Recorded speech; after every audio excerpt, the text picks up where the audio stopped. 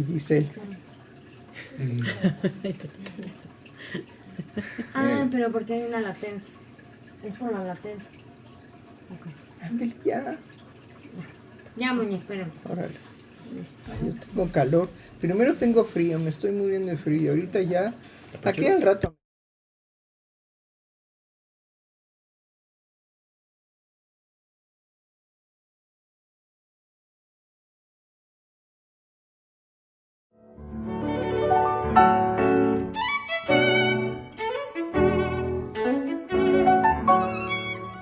Freudiana Radio, la voz psicoanalítica del mundo.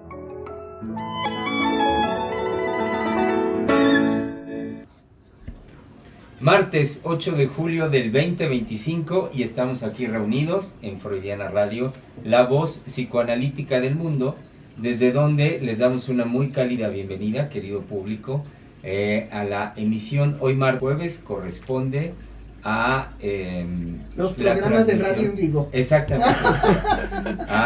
La voz sin imagen, estamos en radio, entonces... Ay, eso está muy lindo. La voz sin imagen. Bueno, por ahí podríamos empezar. Síganle. Sí, doctora, con el poder justamente que tiene la palabra a través solo de la voz, sin la distracción de la imagen. Así es. Sí, y bueno, radiofónicamente es una historia bella desde principios del siglo XX, como de esa manera la radio cautivó los espíritus de los seres humanos a través del poder de la palabra, sin la distracción que es la imagen.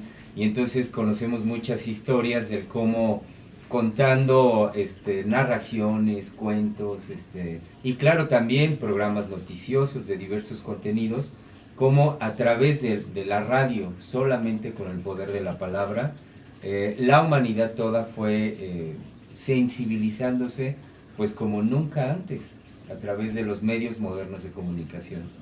Sí, nosotros sabemos, digamos, en la clínica de niños, sobre todo con los niños pequeños. Estoy hablando de niños de 3 años, 4 años, que ya presentan una conducta, podríamos decir, de un desarrollo alterado. No hay un desarrollo ni atrasado ni adelantado, aunque tenemos parámetros muy claros en cuanto que lo que se tiene que cumplir del desarrollo biológico en el ser humano, y que eso pues nos da, digamos, una tranquilidad, una confianza de que el bebé, de que el niño, primero un bebecito, sí, y luego pues un niño, va desarrollándose adecuadamente. Pero hemos descubierto que si desde el nacimiento no hay palabra por parte de la madre, principalmente porque pues es la que ha ofrecido el albergue propiamente para el nuevo ser humano. Y digo albergue porque pues ahora tenemos que ampliar en que la matriz, digamos, sin poderlo pensar jamás, que una matriz se pudiera alquilar. ¿Sí? Es decir, a mí me parece que estas cuestiones de que una matriz sea posible de alquilarse para gestar el hijo de otros, porque generalmente es la pareja que no puede tener niños, ¿no? Sí. Que no puede, como pareja, los exhibe como carentes de. Y bueno, nosotros podríamos ahorita echarnos un discurso, no de 1 hora, que es el tiempo del programa, sino de muchas horas, al respecto de cómo los seres humanos no soportan en la sociedad aparecer como carentes. No pueden tener ninguna carencia, definitivamente. Entonces, no tener hijos es una carencia significativa, y como que entonces la pareja pierde el sentido, la razón de su unión. Cuando, bueno, más que suficiente que una pareja se ame para que sean felices. No, tenemos una carencia. Y esto los empieza a desflar y a hacer pedazos, ¿sí? O también estoy recordando en la cuestión de lo insoportable de una carencia puede ser cuando la mujer en la pareja normal, estoy hablando de heterosexuales, ¿sí? Que es la norma, y que la norma no es la que alcanza las posibilidades del desarrollo del deseo erótico hacia el objeto fuera de nosotros. Es decir, todo fuera de nosotros son objetos. Objetos que nosotros libidinizamos, es decir, llenamos de algo que, bueno, Freud nombró libido. Pero puede ser Carlos, Pedro, Luis, en el caso de las mujeres, o puede ser Petra, María, Alejandra, en el caso de los hombres, ¿no? Bueno, estoy hablando de las parejas heterosexuales. Están, indudablemente, las tenemos que tomar en cuenta ahora, las parejas homosexuales que también no quieren aparecer ya casados, ya instaurados en lo social, con el respaldo, digamos, de la ley, ¿sí? No quieren aparecer también como carentes de hijos. Compensación a todas las carencias que podríamos tener, ¿no? Sí, hay una diferencia radical en que los hijos vengan a ser una consecuencia amorosa del amor en la pareja, a que sea la carencia de hijos el representante de la carencia de esa pareja. Es una cosa completamente diferente, es un planteamiento, aunque esos hijos se obtengan como el encubrimiento de la carencia. No es que no son suficientes. Exacto. Es decir, aunque los hijos se puedan obtener de alquiler de matriz o de adopción. O de, ¿cómo se llama la otra posibilidad? Creo que nada más, ¿no? Es lo que está en boga. Sí. Pues, sí, usted quiere decir Del algo. vientre subrogado, ¿no? También no sé si ese El alquiler de es... El matriz. alquiler, ajá. El vientre subrogado o alquiler de la matriz. Sí. Ah, Y sí. están todas las formas Y las- de reproducción asistida. Eso Este, son cosas diferentes. Son dos acciones distintas a la comunidad. Porque tenemos una responsabilidad. El psicoanálisis siempre va a nombrar lo innombrable o lo no nombrado, ¿sí? Y eso tiene pues una relación con un compromiso ético de el psicoanálisis. Y el psicoanálisis, cuando digo el psicoanálisis, me refiero a psicoanalistas, porque se pudiera creer que el psicoanalista está reducido únicamente a los aspectos de terapia, terapéuticos. Sí. Y no, el psicoanalista es una persona, un personaje, que es una persona, un personaje que tiene una influencia definitivamente necesaria e iluminadora, porque somos los encargados. Nadie nos los encargó, pero nosotros nos encargamos. Sí, no hemos nunca recibido una demanda de semejante develación, pero nosotros nos encargamos precisamente de develar aquello que definitivamente no debe ser develado. No, y hay cosas fascinantes en eso. Pero bueno, no sé mis colegas ahora como de qué les gustaría conversar entre nosotros y con el público que nos escucha. Pues ahorita que hablaba usted, doctora, al respecto de una acotación en cuanto a La carencia. la carencia. Sí, la Sí, carencia. en la pareja, pero que se enfocaba principalmente a la pareja heterosexual. Y conecté inmediatamente, porque no está dicho, pero está incluido, todo el movimiento actual al respecto de no solo los homosexuales, sino del borramiento de la diferencia sexual.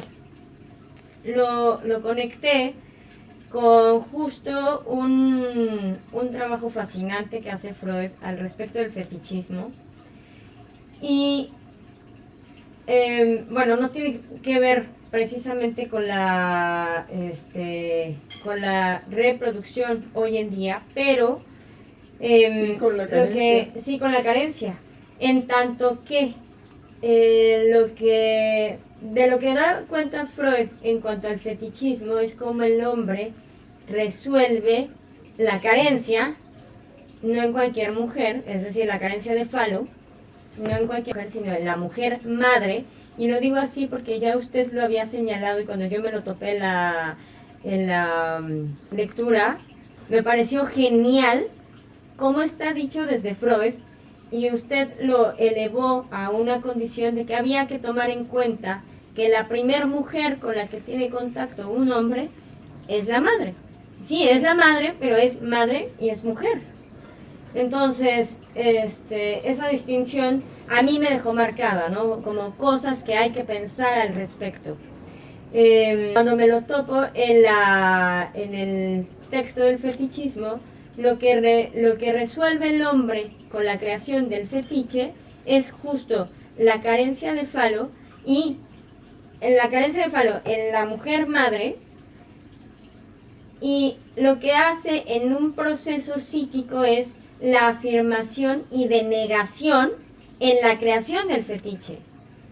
Entonces pensaba que... No, pero a ver, tocamos Ajá. aquí cosas hermosísimas, ¿no?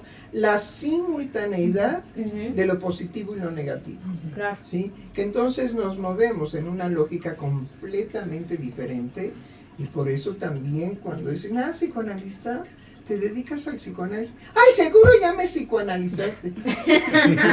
Y yo digo, no, pues tampoco, si no ando vendiendo verdolaga. No, ¿qué pasó? ¿Sí? Si creen que ya te psicoanalicé, págame. Es decir, que a esas vamos, sí, ¿no? claro. Algo que quiero destacar también en esa expresión, la magia. Claro. La cuestión, digamos, de la sugestión yoica, en donde psicoanalista, ya me psicoanalizaste. O psicólogo, ya me psicologizaste, ¿no? Bueno, iba yo a decir otra cosa. Ya me enloqueciste, ¿no? Psíquicamente. Era, por allí iba el lapsus. Claro. Bueno, pero usted tocó algo de la simultaneidad. Es decir, la ambivalencia en el psicoanálisis tiene un tiempo, y el tiempo es que se cumple simultáneamente, ¿sí? Que es al mismo tiempo el amor y el odio, el amor. Y aquí el fetiche da cuenta de cómo cubrir una falta, ¿sí? Cómo se cubre una falta, pero primero tiene que haber algo que cubrir. Exacto. Si no, pues no tiene sentido el fetiche. Ahora, ¿por qué con la mujer madre? Eso es lo que es interesante preguntarse siempre con Freud. Sí, bueno, es que además no está en un registro de lo simbólico social, esa creación subjetiva del fetiche. No, sí, como no, le corrijo. Ah. Por supuesto que está en vivo y a todo color en la sociedad. Bueno, está y no está, es que sí, porque justo Freud lo que dice es que va a venir muy bien, porque es fascinante como lo dice Freud, le va a ser práctico para su vida amorosa, para la vida amorosa del hombre, le va a ser práctico esa creación del fetiche. Entonces pensar en una situación de servirse de en un discurso freudiano para mí primero fue impactante, fue como a dónde va todo esto. Y es que en ese sentido, como usted lo dice, porque está en lo social que puede tener ese acceso directo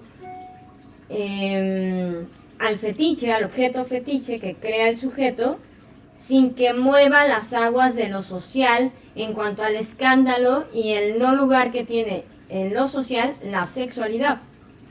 No, indudablemente. Creo que lo interesante de la sexualidad en lo social, ¿sí?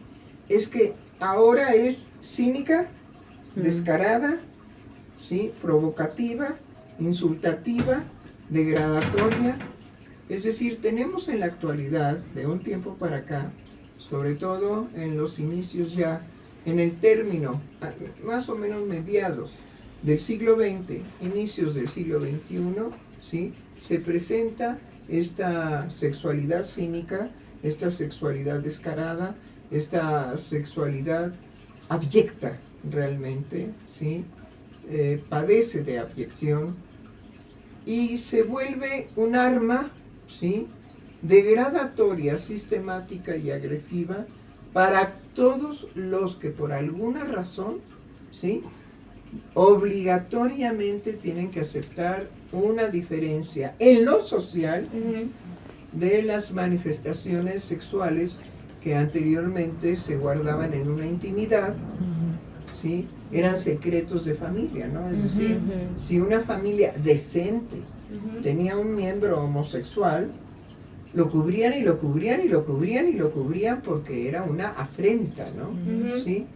Pero hemos pasado de esa situación a un cinismo, a un descaro, a un exhibicionismo, pero es un exhibicionismo cruel, cruel para aquel que recibe ese exhibicionismo sin ley, sin medida, sin pudor, sin ninguna cosa que lo detenga. Entonces creo que nos tiene que llevar a meditaciones muy profundas la forma de actividad de la... Y que usted de inmediato dijo, no, sí está. Y pensaba con el trabajo hecho recientemente al respecto del Edipo, justamente, y el recorrido, como lo fue llevando usted, fue que iniciáramos a partir del mito. Sí, claro. Conocer el mito. Y bueno, lo que quería decir con esto es cómo justamente la labor del psicoanálisis, labor que, bueno, nos deja Freud, nos transmite Freud, es justamente esa develación, es desvelar. En este caso, el mito del Edipo que circulaba socialmente, Freud hace un trabajo trascendente para la humanidad de develar lo que está en juego en el mito. En el mito, ¿no? Es que, bueno, tenemos diferentes concepciones al respecto de Freud. Toda la lista de degradaciones, ¿no? Sí. Que podríamos hacer biblioteca de degradación del personaje Sigmund Freud, ¿sí? Porque es un personaje. Sí. Bueno, sí. Entonces podríamos hacer un museo, una biblioteca, se regalarían, digamos, de estos, ¿cómo se llaman? Broches. ¿O no? Pines. Y hacer un grupo de, ¿tú perteneces a los degradatorios de Freud? Sí, claro, ¿cómo no? ¿Y cómo sería su bandera? A ver, vamos a crear la bandera. ¿Cómo de qué color le gustaría, Gaby, la bandera del grupo de los degradadores? Inmediatamente pensé en un café con barba, algo así, un símbolo con color café, un rostro que tenga el distintivo de la barba. Inmediato.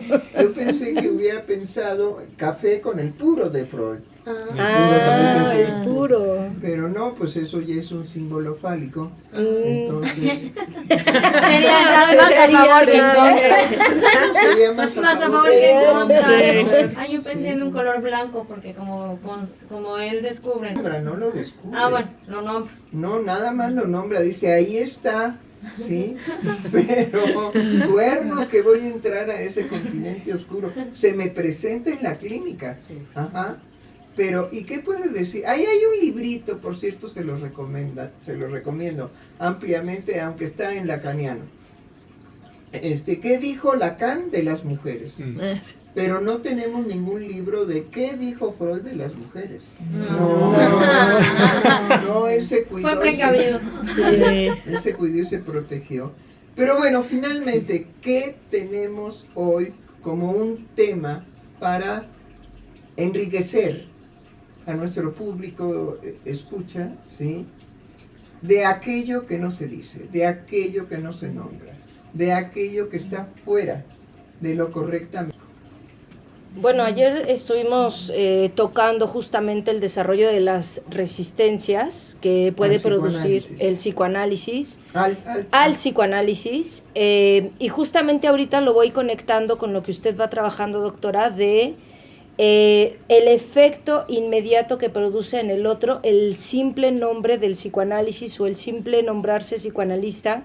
Y algo que estuve revisando ahora en una de las conferencias de Freud es algo muy interesante, en donde si bien el analista cuenta con que van a aparecer las resistencias en la clínica por parte del analizante, también el analista sabe que si no aparecen, hay que dudar de su trabajo clínico en relación a que las resistencias son parte de la dinámica psíquica, y en el contexto psicológico una resistencia solamente es leída como una oposición que va en contra de una cura clínica.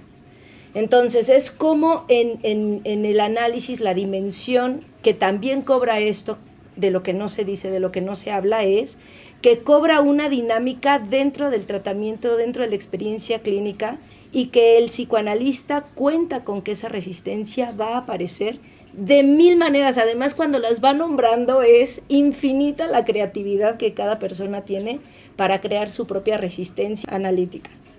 Bueno, creo que entonces aquí vemos cómo el psicoanálisis se mueve muy bien en lo paradojal. ¿Sí? A mí me gustaba que las resistencias al psicoanálisis fuera como la oposición al psicoanálisis, ¿no? Para poder guerrear un poco de acuerdo a las costumbres sociales, ¿no? El chisme, la degradación, ¿sí? En función del desacuerdo, de cómo podemos vivir en el desacuerdo. Ahora, suavemente, ¿qué haríamos si no hubiera un desacuerdo? La paradoja es que entonces no habría las maravillas que se han llevado a cabo en la creación humana por y gracias al desacuerdo. Sí. ¿Sí? Uno de los desacuerdos, así que me vino ahorita a la cabeza, genial, que determinó el camino de la filosofía, fue Descartes. ¿Sí? Descartes estuvo en un desacuerdo y después ya no sabía cómo volver a colocar a Dios en su decir, porque pues ya lo había un poco atropellado. Entonces no quería que la humanidad, ¿sí?, se quedara atropellada por lo que él había reflexionado, ¿no? Sí. Y que indudablemente ya son los albores, pero muy importantes, de la conclusión de la vida de la Edad Media, ¿no? Entonces, bueno, los seres humanos definitivamente somos fascinantes para Freud y por supuesto para nosotros los psicoanalistas, ¿sí? Fascinantes, porque tenemos, como les decía, yo quería ahorita llevar la conversación a la intriga, a los malvados pelafustanes que odian a mi Freud, que no se quieren juntar con él, que no lo invitan a las 9 posadas, ¿verdad? Pocas, sí, hay pocas, pero sí, todavía. Pero así de el paseo de los peregrinos. Sí, de recorrer toda una cuadra, el nacimiento. Cargando el nacimiento, qué bueno. Cantando. Yo me acuerdo que de niño era un honor cargar a los peregrinos. Era porque uno se destacaba y uno era bueno, entre comillas, ¿no? Bueno de travieso, bueno de maldoso, en fin.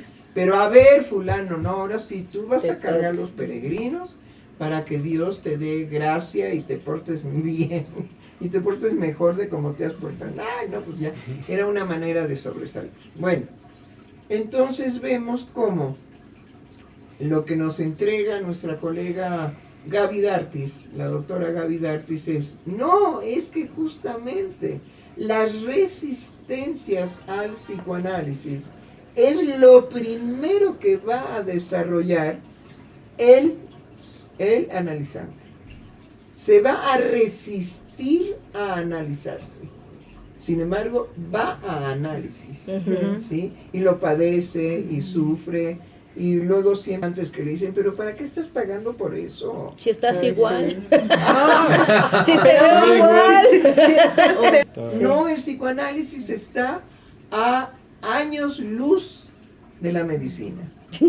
Siendo parado. Que es genial una parte que Freud dice en donde él comenta, me reservo a anunciarle a los familiares que el analizante se está resistiendo, porque si no, pues lo van a evitar, lo van a sacar, lo van a quitar, y justamente lo que yo necesito es que el propio analizante vaya encaminando a hacerse cargo de que eso que está creando es una resistencia.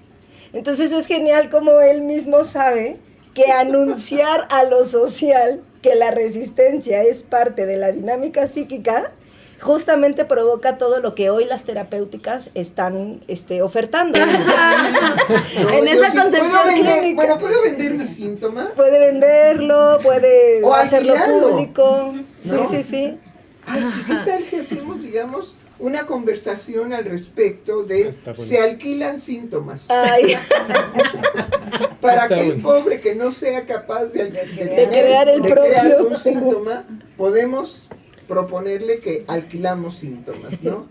Y que esto definitivamente nos puede dar el cómo podemos voltear el salero de cabeza, sí. ¿sí? Y tirar la sal en relación a las nuevas concepciones Sí. de cura Sí, de lo psíquico, ¿no? sí, Es sí. verdaderamente aberrante, desastroso y merece que se haga una comicidad de semejante cosa. Sí. Ujú. Por ahí iba, ¿no? Su Sí, sí, comentario, doctora, ¿no? sí.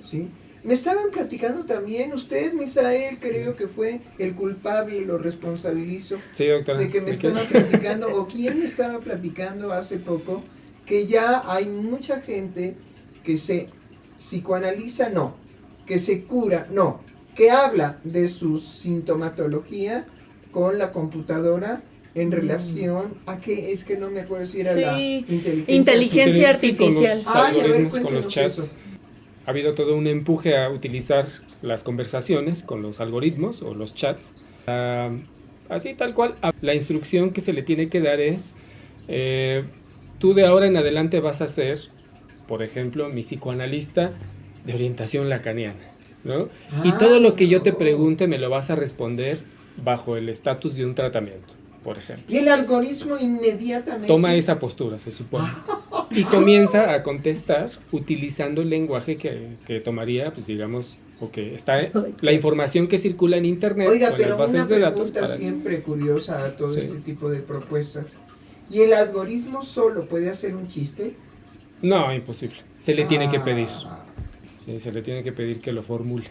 Sí hay una apariencia de espontaneidad, eso sí, y que es el espontáneo. algoritmo puede ser espontáneo. Exactamente, pero lo que En se apariencia. en apariencia, porque lo que se pierde de vista es que la persona quiere es utilizar el lenguaje y la información que tiene a su mano Eso, información. ujú, para armar una suerte de conversación. Pero a mí se me hace sumamente interesante esto de nuestra época, siglo XXI, ¿sí? En cuanto que decíamos que la afrenta número uno, ¿sí? En la dinámica social es tener una carencia, ¿sí? Entonces ahora, lo psíquico que se caracteriza por mostrar de una o de otra forma, ¿sí? Y Sí. entonces, decirle a un algoritmo que resuelva nuestra carencia con información Ujú. es creer que lo psíquico se agota precisamente en el saber. Sí. ¿Sí? Si yo tengo información, saber, y entonces ya puedo saber lo que me pasa. ¿Y por qué? Ah, no, eso sí. Esas ya son cosas muy elevadas. Sí. Porque el por qué, sí, lo que me pasa, lo puedo adquirir como un gran saber por estos métodos, eso no quiere decir que lleguemos a por qué es así y no de otra forma. ¿Sí? Ahí sí no, porque no hay información de eso. Y no hay información de eso porque seguimos siendo regidos Sí. por nuestros pensamientos. Que además son particulares a cada uno. Eso no se puede generalizar. Esa experiencia de cada uno, eso no se puede generalizar. Entonces el error está con la inteligencia artificial, está ahí. Ahí la inteligencia artificial va a responder de un general, de una información obtenida. Pero lo más importante, señor Lozano, sí, bienvenido a la conversación, sí, es el imaginario, Ujú. las ilusiones, es decir, lo que el ser humano completa del pobre algoritmo, ¿no? Sí, Sí. así es. Lo que completa, y lo completa con su ser, lo completa con su fantasía, lo completa con su ilusión, ¿sí? Y ahí anda por la calle, digamos, saludable. Porque se lo dijo el algoritmo, usted ya es saludable. Pero esa situación, doctora, bueno, ahorita me hizo recordar, en cuanto a la tecnología, pero en cuanto al psicoanálisis, tomado en cuenta por los médicos, con todas estas nuevas, bueno, no es que son nuevas, sino las enfermedades. Una de mis pacientes con esta enfermedad de la sangre, ¿no es anemia? Leucemia, y que le dice la hematóloga, Sí. es que usted tiene que ayudar. Dice, yo como médica, entonces deme los medicamentos, sí, pero usted, en la medida de que no esté enojada, no haga usted nada está deprimida. Si usted no está animosa, es decir, ¿por qué comento esto? Cómo los médicos saben la importancia de la vida anímica en cualquier tipo de enfermedad, aunque no lo nombren, ¿sí? Pero tomen en cuenta esa vida anímica y que no nada más por los medicamentos se va a aliviar la persona. Pero mire, le cuento una cosa, doctora, ¿sí?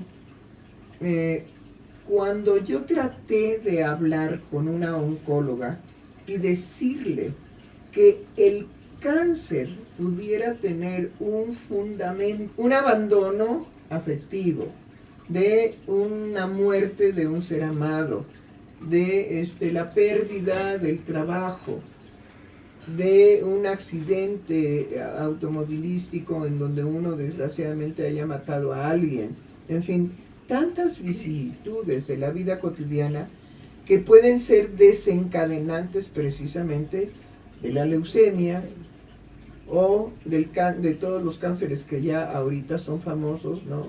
Y que ya conocemos. La médica esta con la que yo hablaba se resistió radicalmente, pero así radicalmente respondió y dijo, bueno, esas son verdaderamente pamplinas, o sea, mentiras, ¿sí? Falsedades, porque el cáncer se puede tratar perfectamente bien por todo el conocimiento de laboratorio que nosotros tenemos. Y los medicamentos en la actualidad avanzan y avanzan y avanzan cada vez más. Digo, sí, pero cada vez más aparecen nuevos tipos de cáncer que usted, mi querida doctora, no puede curar. No. ¿Sí? Porque si no, entonces diríamos que el desarrollo de la ciencia es Dios, es omnipotente. Sí. Y omnipotente pues solamente Dios, ¿no? Bueno, pero hay una negación absoluta. Sí, ¿qué iba a decir? Es que justo en esta línea de cómo los médicos no toman en cuenta la vida psíquica de los seres humanos, que además eso es desde la época de Freud, porque estuve revisando un trabajo muy cortito que se llama ¿Debe enseñarse el psicoanálisis en la universidad? No, pero Freud hace esa propuesta precisamente reconociendo que para los médicos la vida psíquica no existe, la vida psíquica de los seres humanos no tiene un lugar. Entonces, en lo que él vivió, que era cómo los médicos intentan constantemente lidiar con las enfermedades desde lo químico, desde la fisiología, pero nunca reconociendo que el ser humano tiene una vida psíquica. Entonces, no se debe, porque de entrada es muy complejo. Lo primero que dice es, depende de la universidad y de cómo una universidad sería capaz de aceptar el psicoanálisis, cuando de entrada sabemos que eso va a permitir que surjan todas las resistencias en contra del psicoanálisis. Y luego, depende del psicoanalista. Es decir, de la postura ética del psicoanalista que puede hablar delante de una cátedra en una universidad sin perder la ética de lo que el psicoanálisis introduce permanentemente y que eso también provoca las resistencias contra el psicoanálisis. Entonces pone esas dos condiciones y dice, bueno, pues así se podría. Si se logra que una universidad introduzca el psicoanálisis y que el psicoanalista no se mueva de la ética, ok. Adelante. Bueno, y que finalmente Lacan, tomando todas estas creaciones freudianas, todas estas reflexiones muy lógicas, profundas, de por qué a lo que hay que resistirse es a lo que devela el psicoanálisis, ¿no? La verdadera resistencia es hacia el psicoanálisis, es lo que el psicoanálisis devela. Sí. Sea por los médicos o por el mismo paciente que se analiza. Pero luego Lacan dice que qué sería pensar en una ciencia que reconociera, a una ciencia que reconociera el psicoanálisis, ¿no? Y ahí deja la pregunta, pero lo toma precisamente de esta reflexión freudiana, ¿me explico? Y hay que agradecerle a Lacan el esfuerzo que él hace de cómo traslada, a partir del giro lingüístico, cómo traslada el pensamiento, la creación de Freud a decir que sin lenguaje no hay psicoanálisis, ¿no? Lo cual, bueno, también me permite el señor Lacan, eso sería aberrante, porque ha habido psicoanálisis sin él, ¿sí? Que lo antecede durante muchos años todo el quehacer y toda la clínica y todo el descubrimiento freudiano. Sí. Él viene después, sí. Sí, porque quien introduce un giro en la lengua, no en el lenguaje, como está, digamos, desde la lingüística, es Freud, cuando nos habla del sueño y de cómo está la vivencia, que el soñante hace un esfuerzo por verbalizarlo, pero ese traslado, ya dice, si no mal lo recuerdo, nos habla de que es un primer texto, ¿no? Pero en una lengua onírica, ¿no? Claro. Que como decía Alberto, le corresponde, es propia del sujeto. Es muy difícil que lo pueda compartir con otros, ¿no? Si acaso, pero ahí ya me metería en terreno de la lingüística, por ejemplo, de los sinónimos, ¿no? Claro. Pero eso ya estaría trastocando lo que el soñante verbaliza sobre su sueño, ¿no? Entonces, si alguien... Sobre todo que hay una cuestión, el estado anímico, sí, exacto. El estado anímico del soñante se pierde para siempre. Para siempre, por los siglos de los siglos, amén. Pero cuando él es perturbado durante la vida de vigilia por lo que soñó, entonces esa vivencia con el sueño y lo que el sueño le develó, que es absolutamente incomprensible para él, pero que lo inquieta, pero que lo altera, que no lo deja, digamos, desarrollar su vida cotidiana como siempre, sino que está ahí metido como una espina, sí. Ese sueño, ¿sí? Es lo que definitivamente ha hecho que el sueño sea un fundamento, ¿sí? De pleno derecho para el psicoanálisis y sobre todo para la vida psíquica del soñante. ¿Tenemos un comentario? Es que, perdón, veo, como bien sabe nuestro colega Oscar Hernández, que está en Pachuca, conectado aquí con nosotros en el programa. No veo su imagen en la conexión, doctora, pero veo que encendió su micrófono. Entonces okay. Yo creo que está ávido por participar nuestro querido colega. No, pues adelante, Oscarín. Sí, doctora, gracias, buenas tardes. Buenas tardes. Apago mi micrófono justo para que la transmisión vaya más fluida y no tenga tanta carga por la imagen y poderlos escuchar a ustedes mejor y más claramente.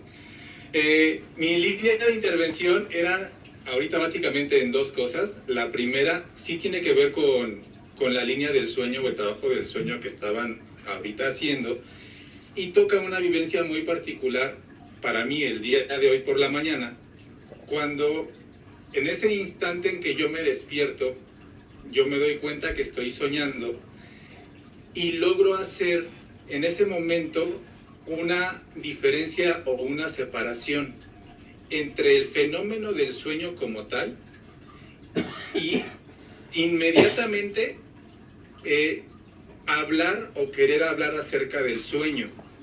Entonces, en esa vivencia con la que me encuentro en el sueño, es que lo que yo diga no va a alcanzar a la experiencia y a la vivencia que he experimentado durante el dormir.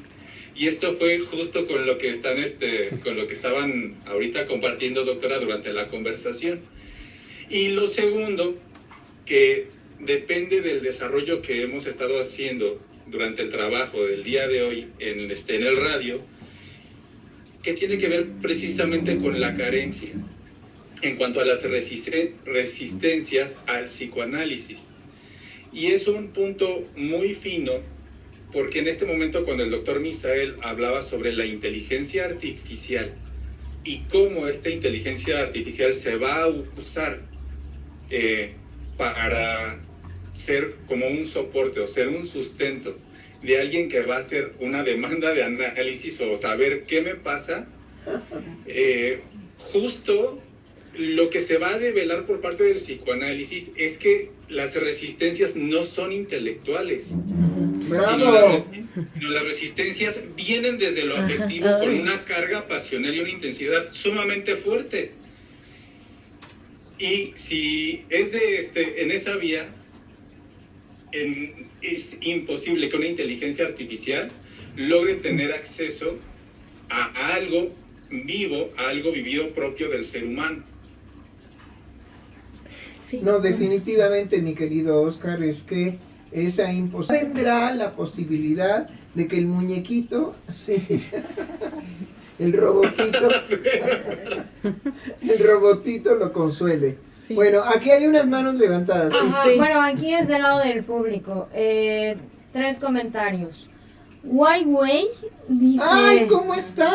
Es que no quería que se me pasara por todo lo que alguna vez establecí comunicación con la IA, la inteligencia artificial.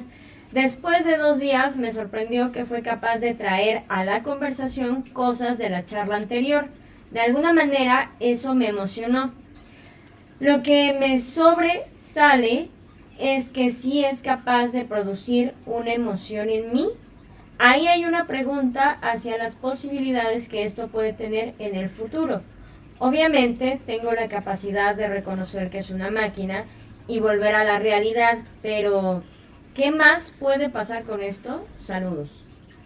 Bueno, indiscutiblemente que usted de lo que no se puede dar cuenta, a pesar de que nos dice para darse cuenta, es de que usted le puso una emoción al evento. ¿Sí? Pero la pobre máquina, que está bien muerta, ¿sí? No puede poner, digamos, esa emoción. Sino es usted el que nos acompaña y nos ratifica definitivamente que usted, es decir, la inteligencia artificial funcionó en usted como un objeto libidinal que le provocó una emoción. La emoción es suya. Además pensaba justo, o sea, en todo lo que se estaba hablando al respecto del sueño, que en el cotidiano vivimos en una ensoñación. Entonces, el que produce elementos del mundo exterior, el que produce algo con eso es el sujeto. Pero sobre todo hace una salvedad interesantísima analíticamente hablando. Cuando él dice, sé que estoy frente a una máquina o platicando con una máquina o encontrándome con una máquina, ¿sí? Lo sé, pero lo modifico. Claro. Y de lo que no se da cuenta es del acto inconsciente de modificación. Exacto. Pero cuando dice sé, ahí está el engaño. El ser humano se hace siempre para poder lograr su objetivo libidinal con cualquier objeto. Sí, a mí me decía también me llegó a nivel de información tal cual, pero me dijo así es que ya me dijeron que una persona estuvo buscando, así tal cual, a un psicoanalista en el chat de la inteligencia artificial. De todos modos, tú dime casi qué es lo que tú requieres, ¿no? Me orino todos los días. ¿Por qué será? Porque son las cosas más secretas, ¿no? ¿Sí? O los hombres, no, pues tengo un calzón ya agujereado. Y una vez que tenía yo 12 o 13 años, me lo robé de un tendedero. Ajá. Con ese me masturbaba y pues lo tengo de recuerdo ahí como un fetiche. Ajá. ¿Qué haces con eso? Ay, no.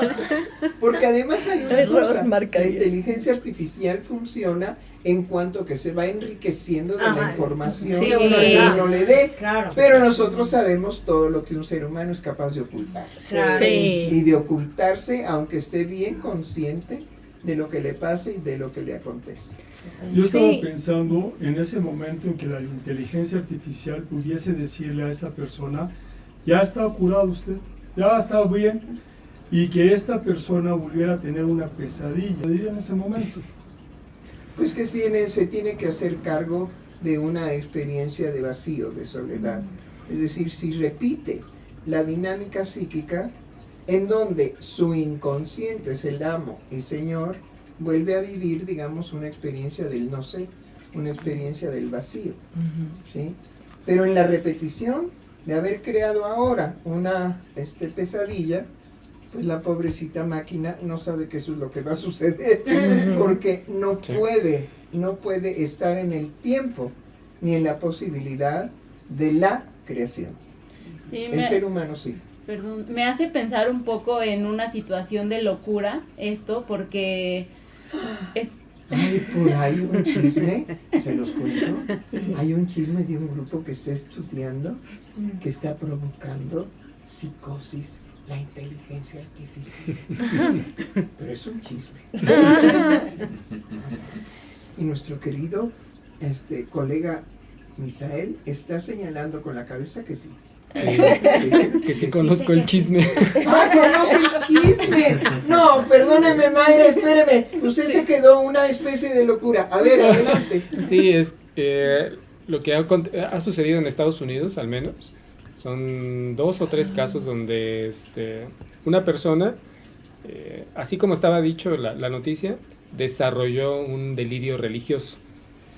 Porque la inteligencia artificial lo llevó a creer, tal cual porque era alimentado por el discurso de esta persona, que él era el elegido para traer una nueva raza de seres humanos, no, para iluminar a los seres humanos.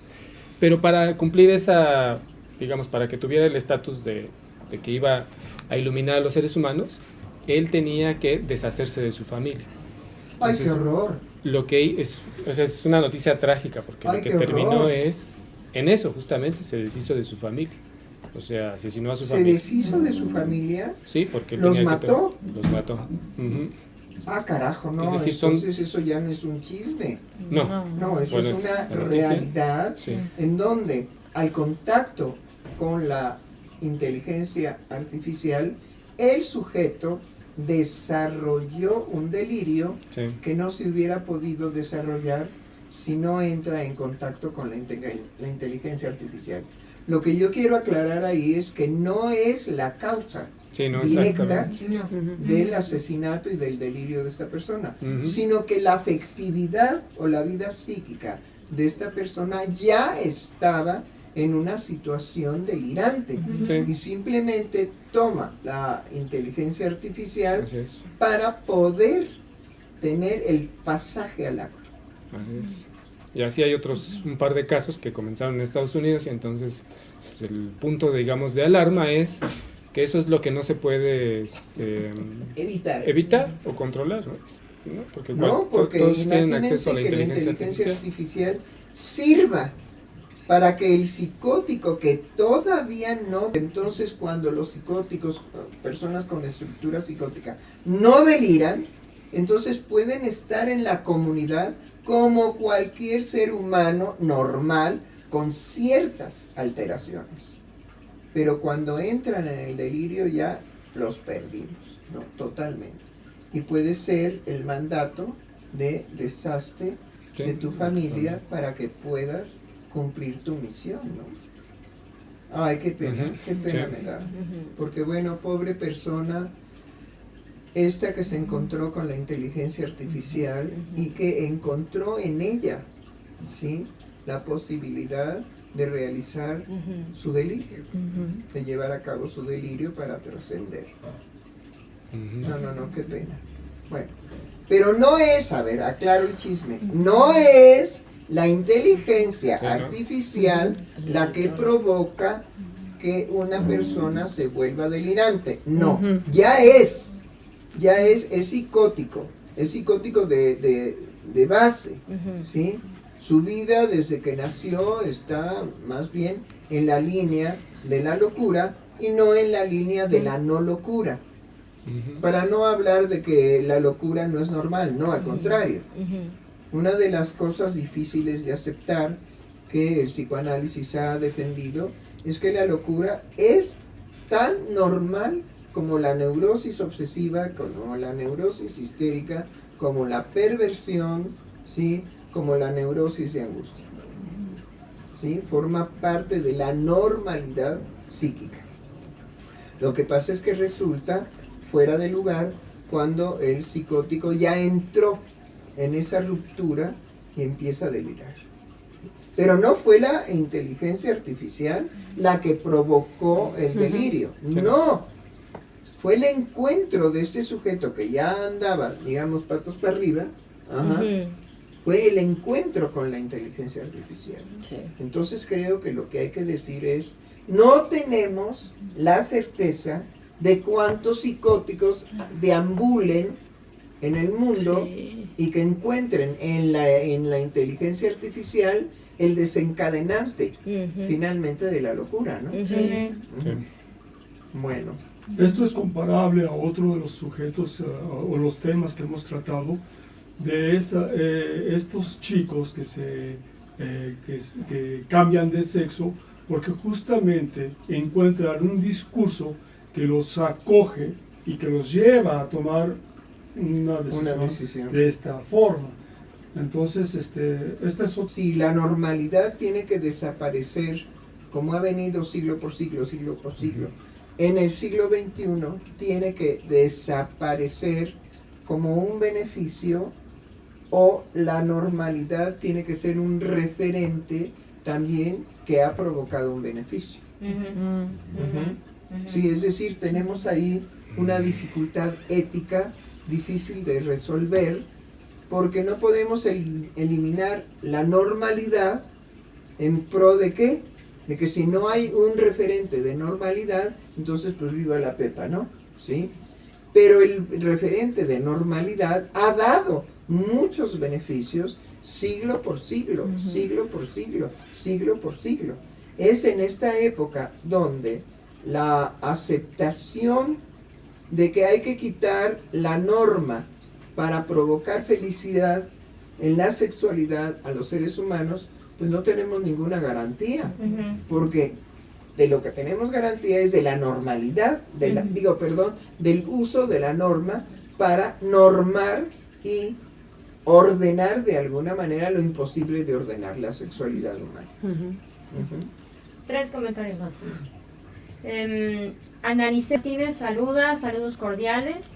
Alma Flowers dice, buenas tardes queridos doctores, me hacen pensar que justo lo que le sucede a la medicina y a la ciencia es una resistencia, de manera que sus omnipotentes verdades los dejan cómodamente incuestionables de sí mismos, evitando la incertidumbre y perderse en esa desolación y vacío. Se nos muestran categorías incuestionables, y es reprobado y despreciado todo aquello que perturbe su conocimiento.